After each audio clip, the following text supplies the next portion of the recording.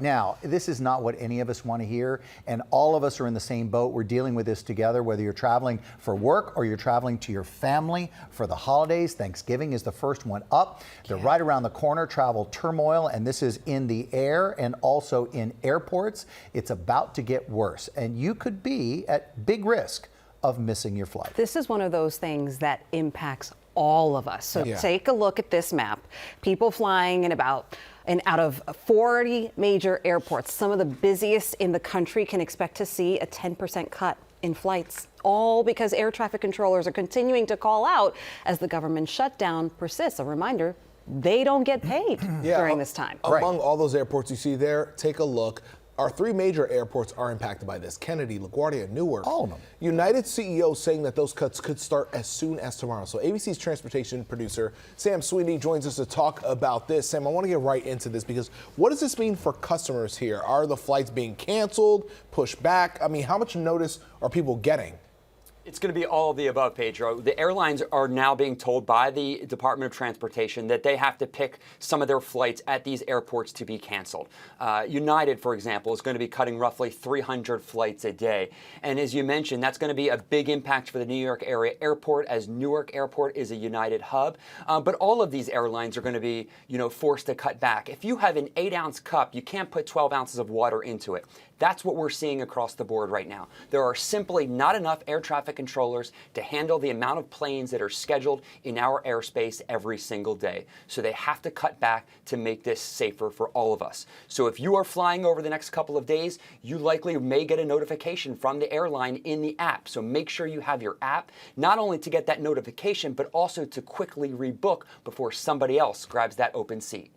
Sam, clearly this is something everyone is talking about because it impacts everyone. A lot of us have travel plans, and what's really top of mind is safety. Honestly, you just saw that UPS plane. I mean, seeing images like that does not feel good, especially not right now. So what does this mean for safety? Every single day that this government shutdown goes on, the skies over the United States become less safe. Air traffic controllers are already stressed. They're tired. They're working 6 days a week, 10-hour shifts. They have an stressful job on a good day. And now you put in not getting paid. They're worried about how they're going to feed their families, how they're going to pay for childcare. Do they have gas money to put in their car to get to work? These are all things that should not be on their mind when they are controlling planes filled with hundreds of people across our skies every day. But that is the reality of things, and that's where we stand, and that makes us that much less safe. Sam, we've talked about what it is for the government, what it is for the controllers, what it is for the airlines, but we have not talked yet about the customer, us, the people who fly, you and me, all of us. So airlines have been at this point lately where they've been overbooking, right? We've all sat at the airports and like, hey, we'll give you $300 if you'll give up your seat.